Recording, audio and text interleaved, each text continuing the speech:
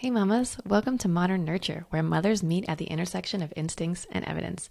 I'm your host Jess, and today we are talking with Sarah from Entering Motherhood. She's a doula, and she is the host of the Entering Motherhood podcast.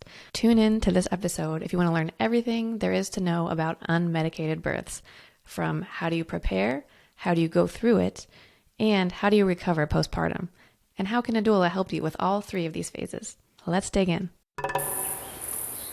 Sarah, welcome to Modern Nurture. Thanks so much for being here. Today, I want to talk about three things broadly: how to prepare for an unmedicated birth, birth itself, and then postpartum, how women should be taking care of themselves postpartum. I think we're going to focus mostly on natural birth because that seems to be something you're passionate about. And I understand you had a cesarean and then a VBAC. And so, to all the mamas out there, the fact that we're not focusing on all types of birth doesn't mean we don't value or accept them. I just only have an hour. So that's where I want to focus. Yeah, thank you so much for having me. I'm excited to talk about all these different things. Yeah, and you're fresh from a birth this morning, so got that energy coming. So I wondered if we could start with just laying out why you are passionate about unmedicated birth.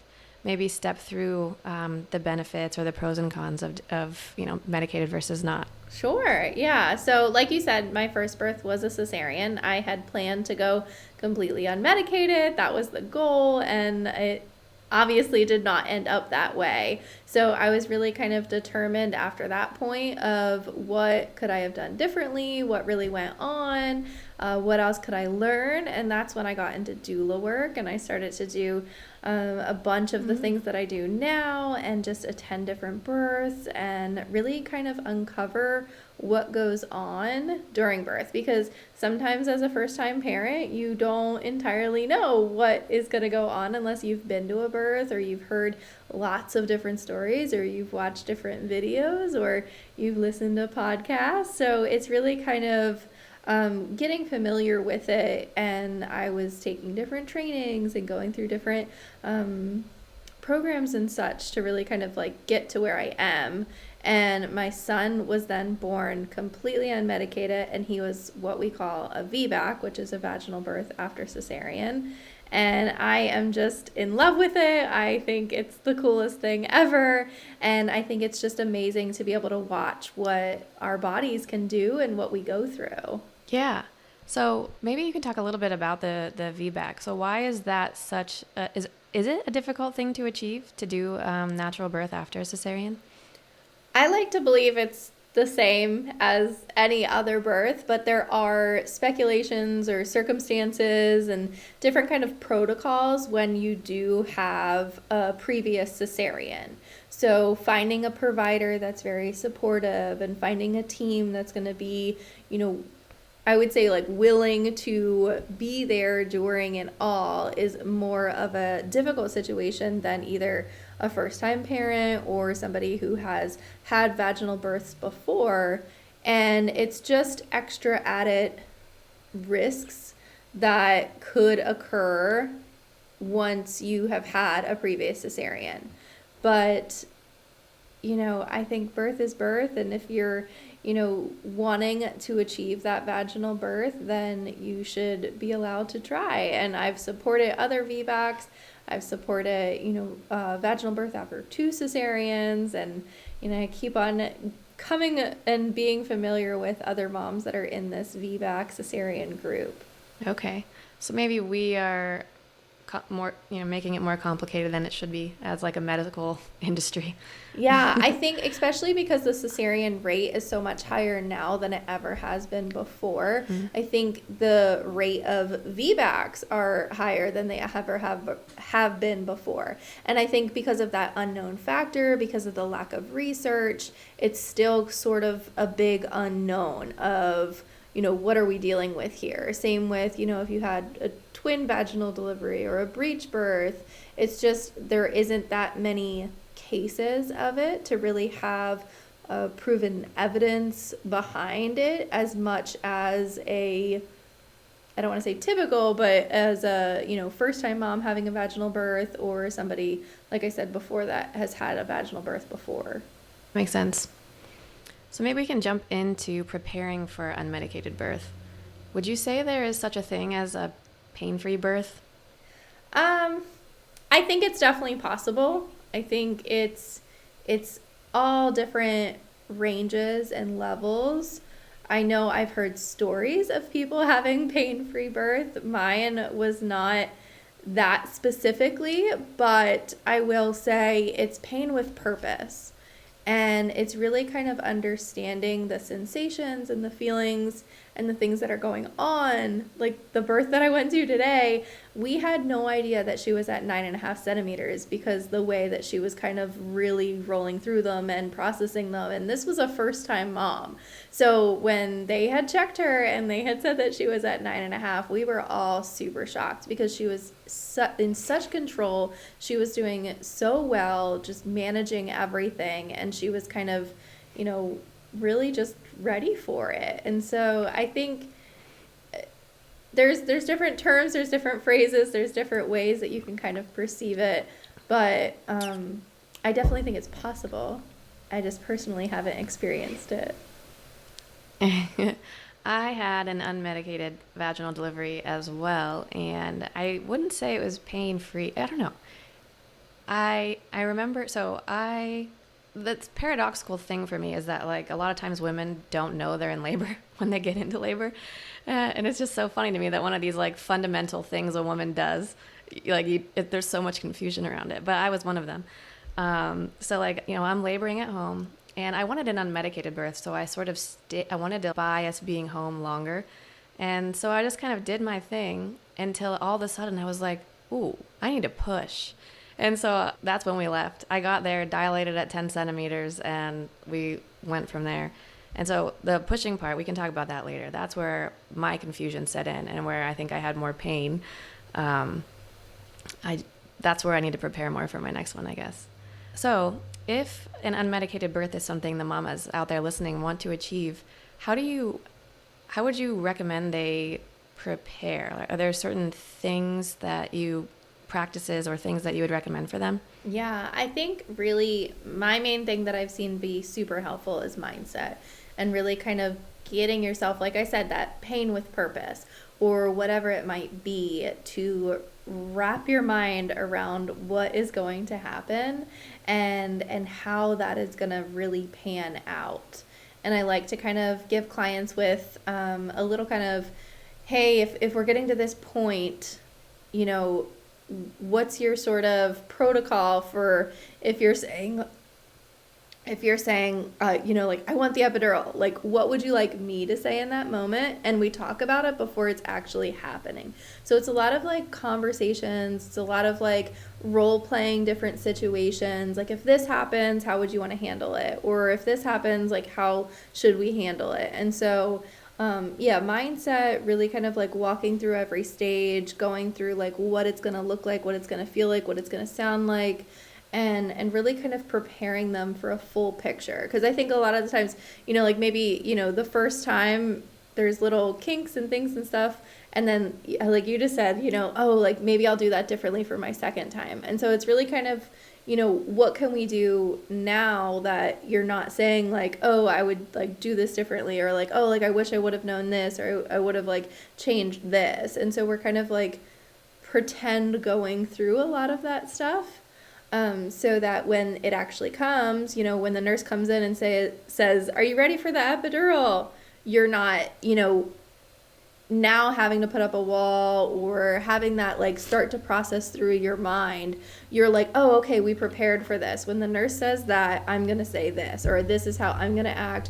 Or, I personally think everybody should have a doula, but that's totally, up to everybody in their own way. But, again, like having a doula, then the doula can be like, oh, hey, no, like we've kind of discussed this. She's just going to go through 3 more contractions or whatever it might be. Having your partner be in on it, really building that team of people and laying out a plan of what's going to happen when this or that comes up. So it sounds like you mentioned, you focus on mindset there, but I think you mentioned another thing, which is education. And it's like education of exactly what the birth process is, and then education of what assuming you do hospital, whether you do or not, but hospitals where you'd get the medication. So like understanding exactly what their protocols are and how they tend to operate is like those two things I think are what helped me, along with practicing, I guess it was just breathing exercises. Like the thing that got me from the car to the hospital, still fully dilated, ready to go, was like I had this breathing technique where I just breathed in for 4, out for 4. And I don't know where I found it. It was some yoga instructor where like when you breathe in, you're just kind of like visualizing your breath, kind of tracing the outline of your body, and then exhaling, and then, tracing the other side. So that's what I did for like 20 minutes, 40 minutes. I don't know what it was.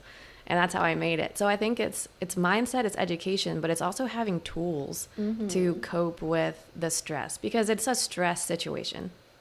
And you don't want your stress system to be taking over, or you're just going to shut the birth down.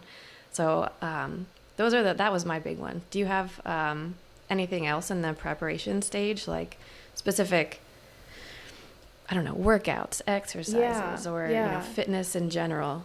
Yeah, I definitely would say learning different movements before you get to the day of, exactly like taking a yoga class, for example. The first time you've ever been to a yoga class, you're probably looking around the room like, you want me to do what? What is that pose? How do I move this? How do I navigate this? And you're kind of perfecting each of those different positions.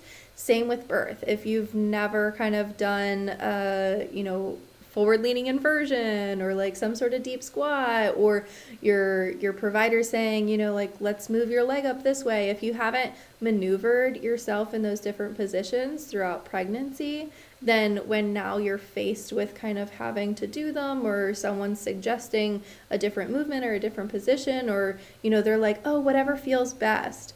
If you haven't gone through different things to know, oh, I really like this, then your mind is just going to be like, whatever feels best. Like, I guess I'll just stay here. Like, this is fine.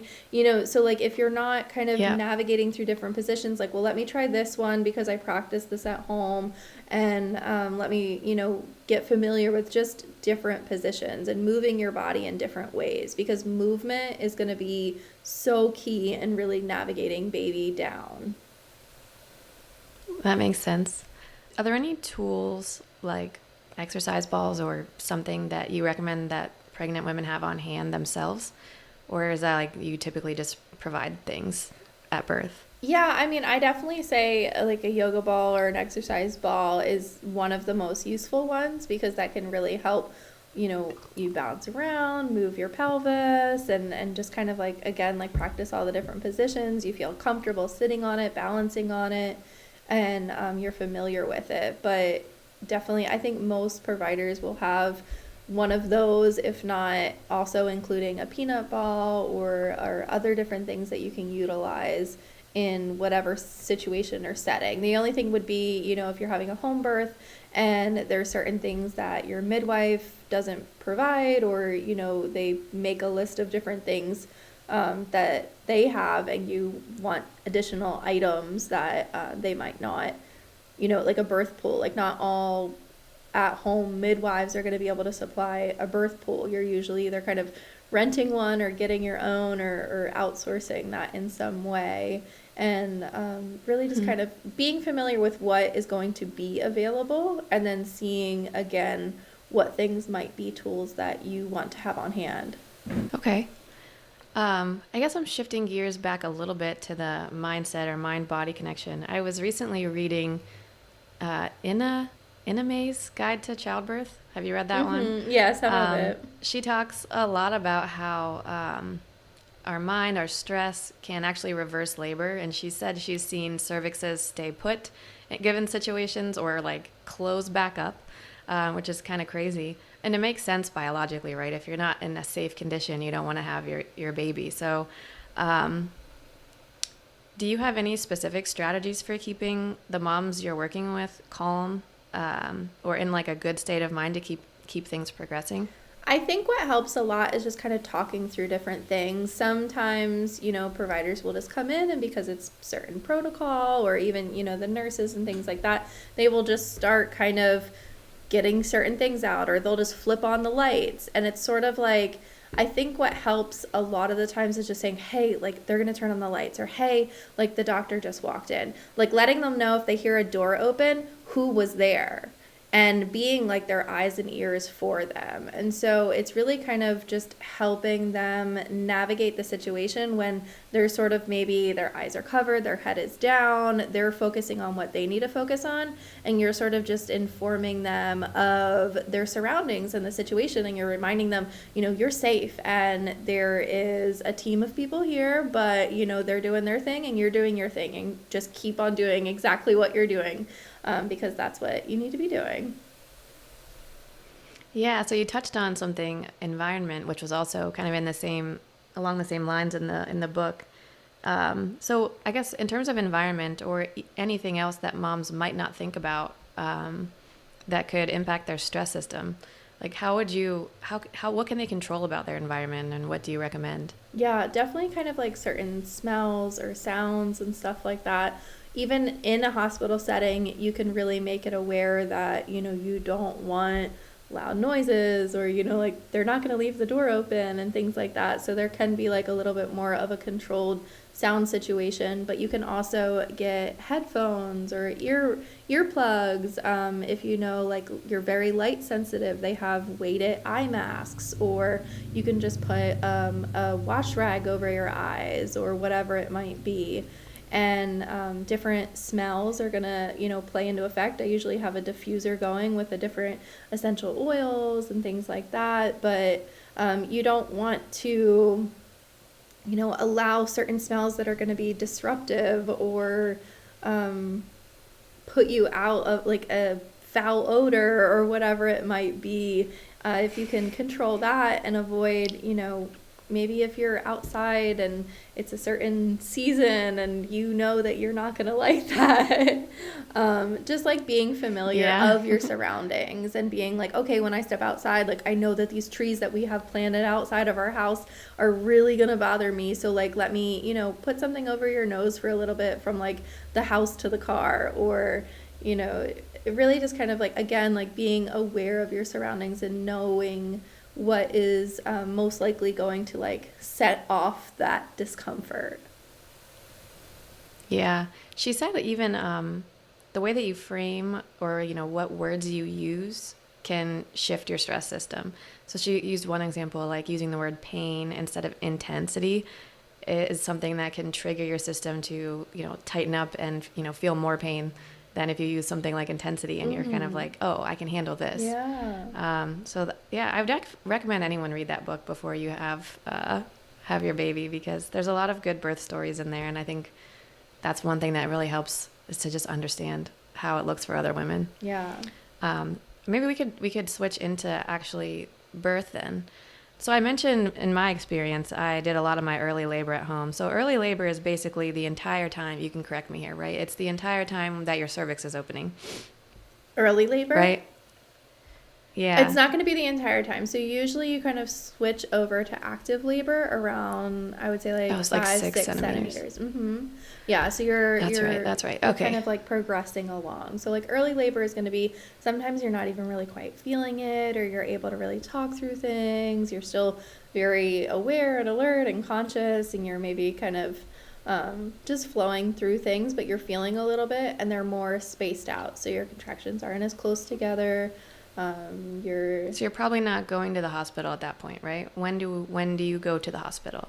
You know, it really differs between everybody. Kind of like how you were saying, like you were ready to go and it was kind of like a close call, and really kind of, where do you want to be like when things get more intense? If you want to get settled into the hospital, if you want to kind of like set up some twinkle lights, if you want to make, you know, like a cute space of the bed, if you want to kind of like make sure all your items are placed in a certain way, or like you start your music and things like that, then, you know, go during like early labor. If things are already starting to go, if you know like they're going to be, you know, coming consistent, they're either going to say like, no, like you have to like go back home for a little bit, or they're going to be able to administer you because you're already like a certain amount along. So it's really kind of, and also like if you're a far distance away from the hospital, like maybe It's going to take an hour to get there. So like you do not want to be in very active labor having these very intense contractions and driving for an hour. So Yeah. it's kind of just knowing what, again, like your preferences are, what the plan is, and what does that look like.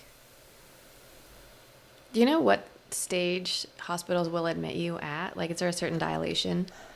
I guess it really depends on the different providers and the capacity that they have. If they have a lot of space, then they will probably take you as soon as you start showing signs of any sort of labor, because they would rather have you there, and they're monitoring you, and they're kind of able to track your progression.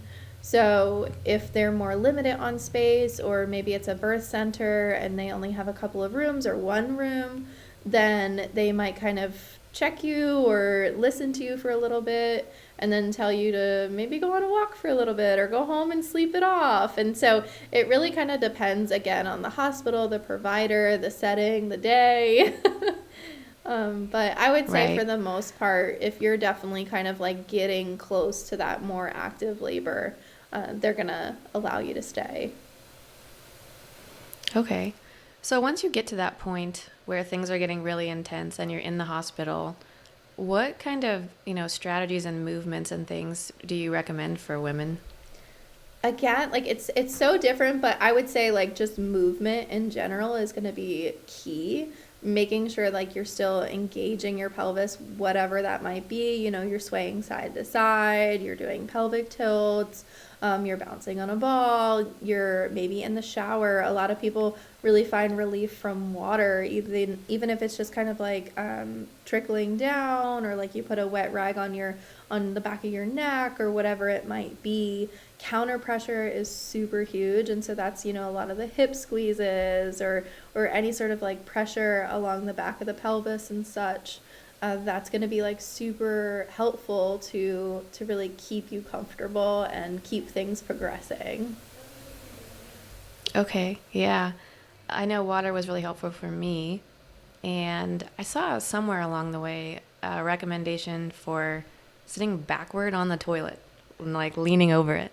And I don't know why, but that really helped me. Yeah. Probably partly like you don't like. There's a lot going on down there during some of those phases, and so just being in a place where you're like comfortable to let whatever happens happen.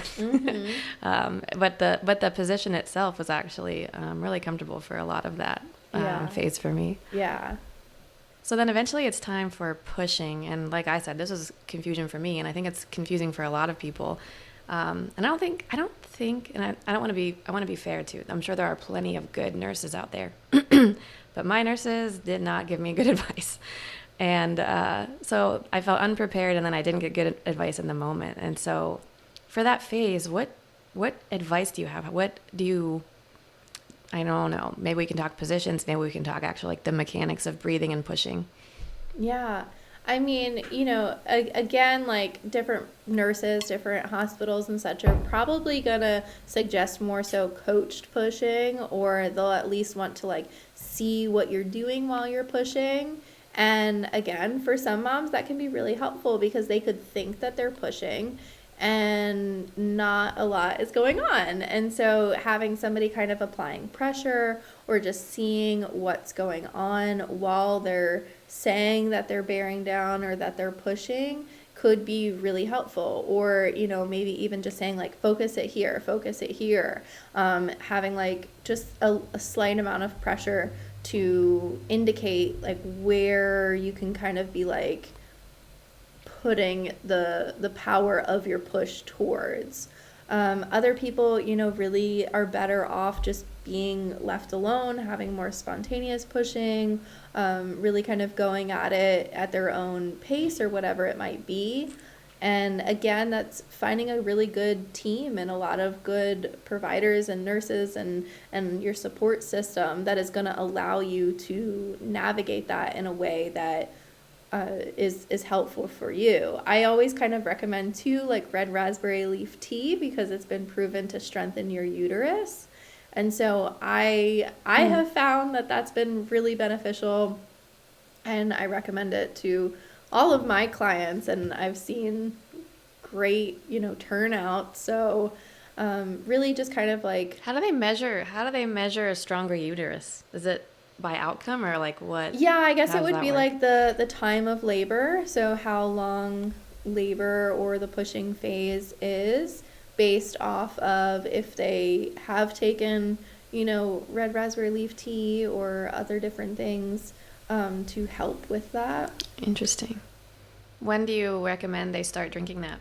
Usually around like 35, 36 weeks, you can start having at least a cup, and then you can, as you get closer, up to 3 cups a day, you can be having that tea. So, I did dates. mm-hmm. I forget how many dates. Yeah. But I did date smoothies from about 36 or 37 Yeah, weeks. yeah. Like I said, my labor was very fast. Mm-hmm. So maybe that had something to do with it. Maybe not. I don't know. Yeah, so dates are said to help soften your cervix.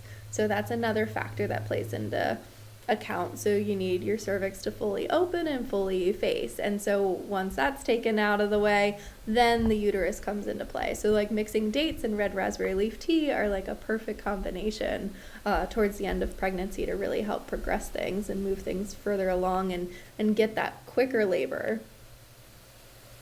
Okay. Do you have very many clients that end up pushing on their backs? Yes and no. I think, sometimes you hear a lot of this, don't be on your back, or that's like not the best position. And I always start to tell them, like, when we kind of come across that, it's been a lot more recently that a lot of people are kind of like, oh, well, what if they tell me to go on my back? And at least here, in upstate South Carolina, in the Greenville area, I have not gotten any pushback. Like we had today, the mom was on all fours, and the provider was like, hey, if she wants to stay there, then, if she's progressing and we're, having a good outcome, then she can totally stay there. And so I think it's a matter of just like finding providers that are open and willing to. I've never had somebody say like, you need to get on your back. But I have had clients prefer to be on their back just because that's what they feel comfortable with. When you're on all fours, you're sometimes, having to hold yourself up with your arms. It's a lot of arm strength. It's a lot of leg strength. If you're in different other positions, like a deep squat, if you're kind of holding on to something, you're holding yourself up. It's a lot of upper body strength. It's a lot of, you better be doing squats beforehand because it takes so much more out of you. If you're laying on your back, sometimes you can feel more supported. You can feel more comfortable. You can feel like a lot of the external, muscle fatigue is out of the way, and you're able to just focus on pushing. Side lying is also another amazing option for very similar concept. You're really just focusing on pushing. You're not focusing on holding on to something or holding up on your own weight. You can sort of lay on your side and relax, and it's also alleviating that space in the back that a lot of people are usually concerned about if you're lying on your back and you're kind of restricting that opening to happen. So I say whatever I heard feels good. Yeah, okay. Yeah, that's interesting because I feel like I've heard, like, not from experts or anything that, avoid laying on your back, right? And I've also heard on your side that there's a certain way you want to keep your legs to open your pelvis. Is it knees together? Yeah, so it really depends. Like, again, like in the pushing phase, then yeah, like if your knees are more together, then that could like help open your pelvis more, but it really could differ between everybody. There's more favorable positions, but in the event of like different, how baby is positioned too, that can kind of come into a play and like factor out different common things that people are kind of being told to push. Right. One other question that I had was, do you have any like data or, personal anecdotes on tearing with unmedicated versus medicated? Do you tend to see people tear less or just kind of the same? Yeah, I think it all depends on like how fast it is. That is more so, if it's a longer pushing phase, maybe there's not as much tearing. If you're in the water, I've seen a lot less tearing. if you're having a water birth. And again, just like different positions that you're in, not so much between unmedicated and medicated, but more so just different positioning, different environment. If they're putting, like a warm compress on, if they're using mineral oil or whatever it might be, if they're helping guide baby out, it really kind of like factors in different things. And some people just tear, and it's normal, but the severity of the tears could be minimized. Okay. I think the very last phase of labor is the birth of the placenta. I honestly don't even remember this part from my birth. Is there anything moms need to know about this part before they go in? Do you prepare them in any way for that? Yeah, I think just in general that it happens could be shocking to some moms. I had no idea what a placenta was, that I would have to deliver it when I was a first-time mom. And so it's really kind of one of those things that you don't see on the movies, you don't see, in any of your pictures from your friends or your family. Nobody's talking about like, oh yeah, and then I birthed my placenta. And so really just explaining that like it's not a full-size baby, but it is something that you have to push or, have assist it come out. And it's a whole other, sometimes it's, 1 pound, 2 pound, and it's just a big mushy organ, but it definitely needs to still be birthed like your baby was. And so just in general, like hearing that and knowing that and understanding that on the other side of that belly button is a whole other organ that you need to also have come out. So that can be... I also didn't know that it leaves a dinner plate size wound inside of you. We talked a lot about hospital births. Is there anything... any thoughts on home birth? Any major differences between the process or advice for moms that go that route? Yeah, I mean, honestly, like if that's your jam, if that's what you want to do, if you're ready for it, I say like go for it. You're like all for it. Definitely, again, finding the right birth team, a really great provider that's going to be able to come, or there's also people that free birth and things like that. And so I think just doing what feels comfortable to you and what you feel confident in, not because there's maybe a hype around it, or there's kind of, oh, if you want to have an unmedicated birth, it better be at home because you can't achieve that in the hospital. I think whatever your comfort level is, also considering your partner's comfort level, and this might be your birth, but it's also something that they have to experience and go through as well. And so really getting familiar with it and knowing that it might be a little bit more extra, I would say like education and information and preparation. And as long as you know that, I think it's a really amazing, beautiful thing to be able to just be at home and birth your baby and then be able to go right back in your bed. And so there's also like birth centers and things like that if you want to be kind of in between, like not so much a home birth and not so much a hospital, you can really find whatever kind of setting. I know somebody that had their baby out in the woods, so and it was a home birth, but it was out in their own property, out in their backyard in the woods, and out by a river. Really tapping into those primal feelings. Yeah. It's always amazing Nice. to hear like how people had different births and where it happened. All right, dumb question, kind of leading into my next section, which is postpartum, but how long does a doula post-birth stay with you? Is it like baby comes out and you're like, see ya, great job? Is that how it goes? Hopefully other doulas are not doing that. I mean, I typically, the doulas that I know in this area and like how other doulas that I've connected with, virtually all over and everything, we usually kind of stick around for a couple of hours. Like I say, like, once, baby comes out, placenta comes out, you're kind of getting settled, you're starting to feel good. In a hospital setting, I usually wait until they're in like the mom and baby area rather than labor and delivery, and they're situated there. They've kind of, gotten settled, and they're really just like snuggling with baby. They've had time to bond, and maybe you're helping them starting breastfeeding, or really just getting familiar with different things now that baby's out. And yeah, you're just kind of hanging out with them and enjoying that like you did it moment, and really just kind of embracing in that, like maybe if they need you to contact any family members, or sometimes I go out and I get them breakfast and like bring back coffee and breakfast. That's more so like if they're at a home or a birth center, then you can go out and do that. I actually know somebody here. She is more of like a food doula, and she will start making meals while you're in labor, or bring you something immediately postpartum that is like super nutritious. That is an awesome idea. Yeah. So, really kind of like, that's awesome.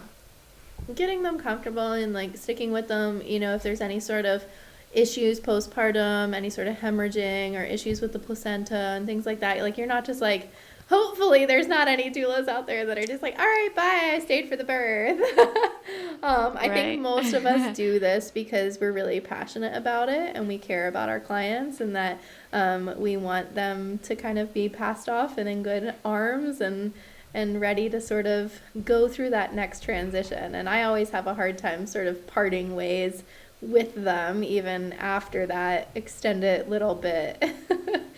I'm always like, send me pictures, like update me. That's so sweet.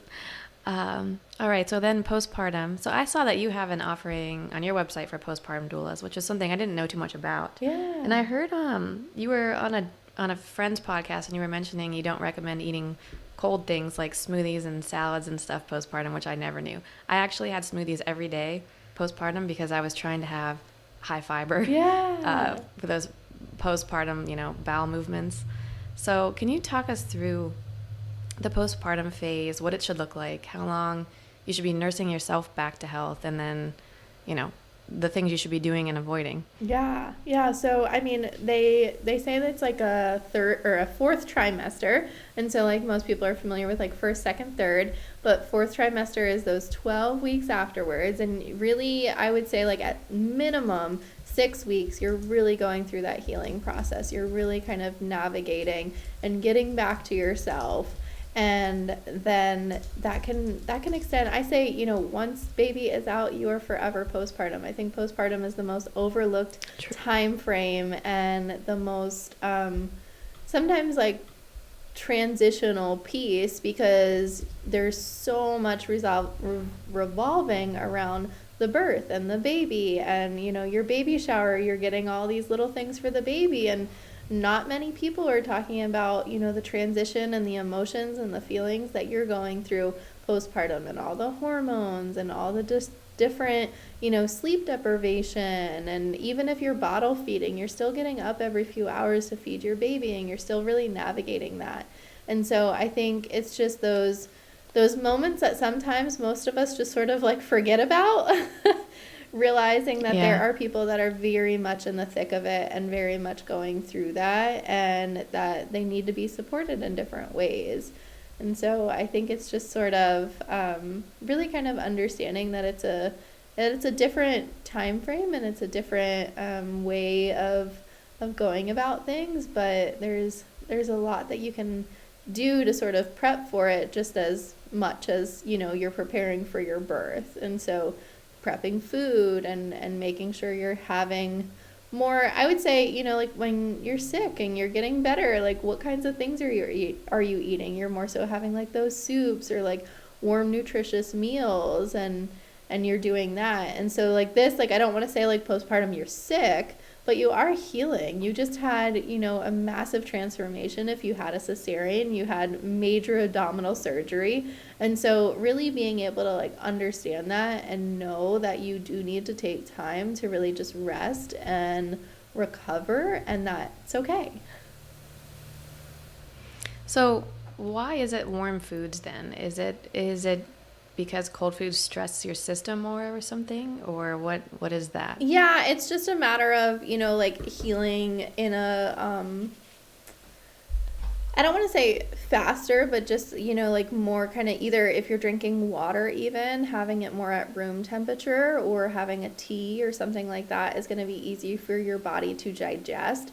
So anything that's colder, it's going to be harder to digest for your body. And so any of that extra work that your body is putting in elsewhere is not going to be able to give it the time to focus on places that need healing. So we want it to be doing its work in other places other than kind of like working through our digestive system. And so if we can kind of, have, I don't want to say like don't have solid foods, but if you can have like more cooked food, more, like I said, like soups, if you're having like all your vegetables and stuff, more so fully cooked, then it's easier for our body to take that and take the nutrients that it needs and break it down, rather than being like, okay, now we have to do all of this work to break down this food and to make it so that we can take the nutrients from it. And oh yeah, we're down here also healing, like you said, that plate-sized wound in the uterus from the placenta. If you had a cesarean, you're, navigating all the different incisions and such. If you had any tearing, you want your body to be focusing on healing those parts of you rather than kind of having to work overtime in other places. Okay, so how long of a period is this then? You think it's the whole 4th trimester, would you say? Or That you should be eating in this way? shorter than? Yeah, or that you should be thinking about yourself and, this kind of nurturing. Yeah, I mean, frame. definitely. Like they're saying sort of like that like first 40 days. In a lot of other cultures, it's really kind of more of a sacred time.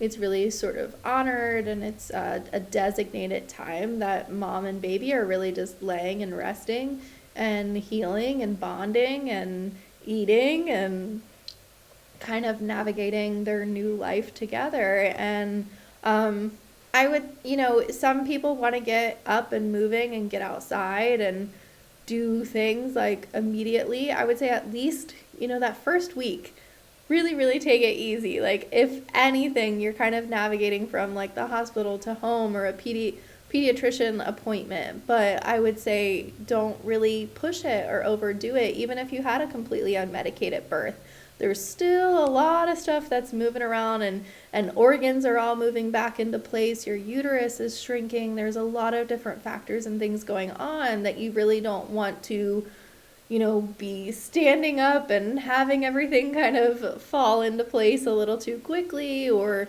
pelvic floor is also really something to consider and look out for. So there's a lot of different factors, and if you have, the ability to really just rest and it's not damaging, like your mental state, like you're not like, I need to get up, I need to get out, I need to go wherever, and really kind of like playing all of those things into account and saying like outweighing like your pros and cons of like, if I lay here I'm gonna drive myself insane, but if like I get up, like I might kind of rush it too fast. And so really kind of like taking baby steps and really sort of just slowly kind of progressing and giving yourself grace and time. I definitely overdid it. I remember I just felt so great. Like the day after I gave birth, maybe 1 to 2 days, I don't know, whatever day I went home. And I just was like, I'm holding my baby. I'm rocking her everywhere. I'm like walking all over my house. I was like, I'm putting her in her little carrier. I'm taking a walk. Next day, crashed. Everything hurt. Everything was more painful than it ever was. And it took me weeks to feel better. And so I've heard this from other women. I don't know if there's a hormone crash or adrenaline crash or like what the deal is. But you might be on like a post-birth high. Don't overdo it. Just relax and wait, because you can definitely make things way worse for yourself. Yep. Yeah. So are there any specific foods or snacks that you recommend? You said cooked vegetables, but is there like, you're so hungry when you're breastfeeding, especially. What kind of snacks do you think are the best? Yeah, so really kind of like anything with protein in it or fat is going to be really beneficial, because it's going to give you more of those nutrients that are going to help replenish your body and what you need, especially if maybe you were in a really long labor and you weren't able to eat a lot of different things, then, and really kind of building up that protein again and really kind of establishing a base there of really nutrient dense items. And so whatever is kind of going to be comforting to you, whatever is going to kind of be really fulfilling and nourishing and you're like excited for, maybe it's something that you haven't been able to eat throughout pregnancy or didn't feel comfortable eating. Maybe you had different sensitivities to, you know, different types of meat or fish or things like that, like trying to reincorporate those things in. If you're craving something specifically, if you're really just kind of making sure you're hydrated. Again, like you can continue with all the different teas and stuff to help shrink your uterus back down and heal it in that way. And just sort of making sure that you're eating throughout the day and that you're, especially if you're breastfeeding, that you're kind of adding maybe like an extra snack or an extra meal into what you're consuming so that you're able to help produce milk.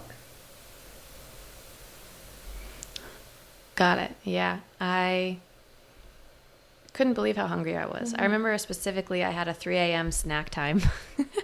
Like I had to eat at 3 a.m. I had to keep snacks in my little stand with my breastfeeding and diaper changing tools.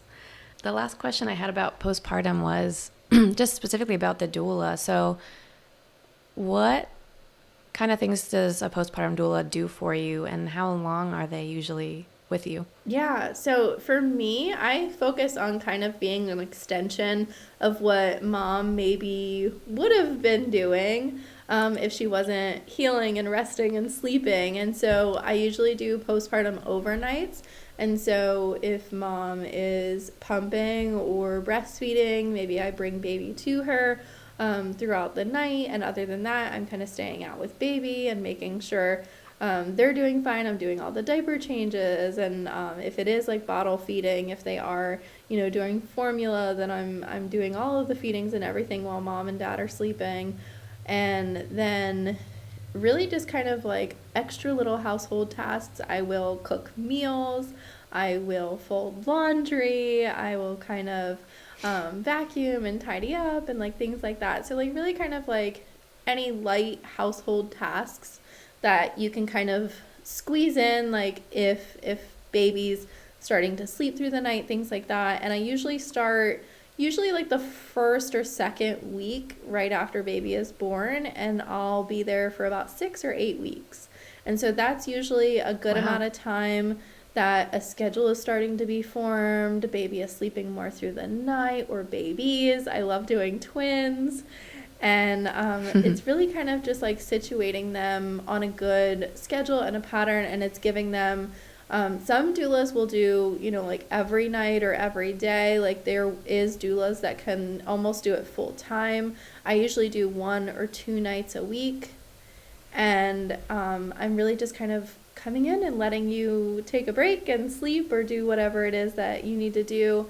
There's other doulas that are more, you know, there to talk and vent and open up to, and have somebody to come during the day and keep you, you know, engaged in conversation, adult conversation, really kind of show you how to wrap your baby, how to wear your baby, how to navigate, you know, the umbilical cord, how to do diaper changes, how to, you know, do different baby care kind of situations, how to you know, do different things in the healing process for mom as well, you know, like scar mobility, and really kind of getting through like different sort of scenarios. And then there's other, like I said, like there's a doula around here and she will cook like all of your meals. So you can really kind of find an array of different postpartum doulas, just like whatever kind of birth you're looking for. You can have a doula for different kind of scenarios. That sounds amazing. I gave birth during COVID, so everything was just, we were on our own. And our family we were out of state at that time too. So that would have been a different experience. Yeah.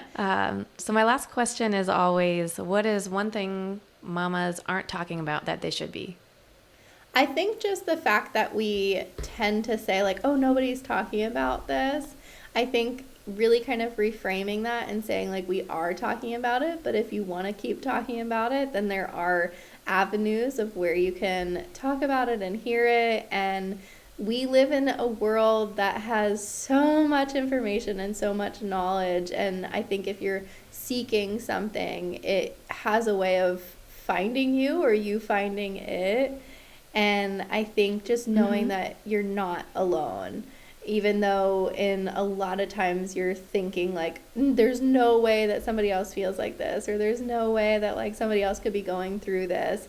I guarantee it could be one of your closest friends, one of your closest relatives, and they just haven't expressed it because we have this idea that nobody wants to hear it or nobody wants to talk about it. And I think the more that you open up and the more that you're willing to be,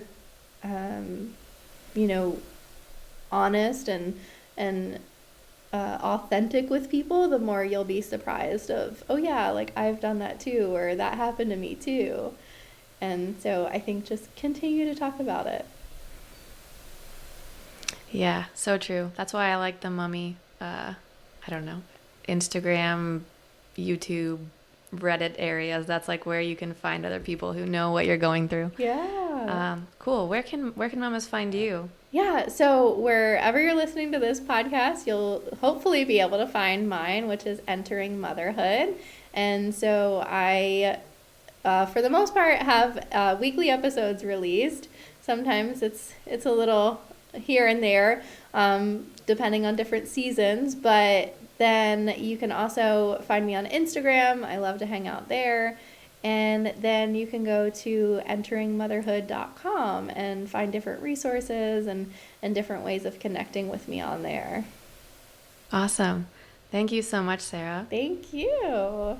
Hey, mamas. If you liked that video, please like and subscribe. You have no idea how much it helps. Let me know your thoughts in the comments below, and let me know if there's anything you'd like to learn about that I can plan to talk about in a future video. Thanks.